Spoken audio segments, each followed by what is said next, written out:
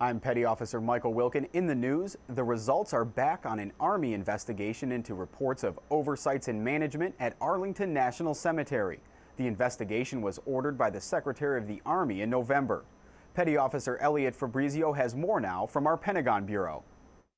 That from Secretary of the Army John McHugh, releasing the results of an investigation to reporters at the Pentagon Thursday. The IG found Arlington's mission hampered by dysfunctional management, a lack of established policy and procedures, and an overall unhealthy organizational climate. The report also determined the improper interment and transinterment of remains to include the loss of accountability of remains in graves listed as empty, unmarked grave sites, improperly marked graves, and improper handling of cremated remains.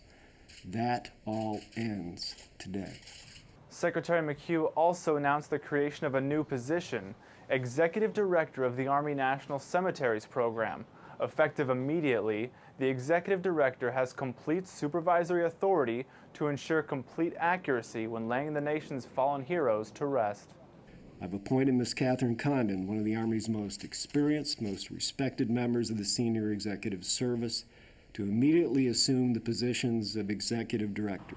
The investigation found 211 graves where there had been problems with either misidentification or improper records keeping, something Secretary McHugh called deeply troubling and unacceptable. And on behalf of the United States Army, on behalf of myself, I deeply apologize to the families of the honored fallen resting in that hallowed ground, who may now question the care afforded to their loved ones. Admiral Mike Mullen says many of the problems the United States faces today are best solved by cooperation, not coercion. The chairman of the Joint Chiefs made those comments to the graduates of the National Defense University on Thursday. He said we have a duty to our leaders to provide options with force as the last resort. But when the use of military power is required, and it will be required, we must be ready for it across the broad range of operations. I'm Petty Officer Michael Wilkin with your Pentagon Channel News Update.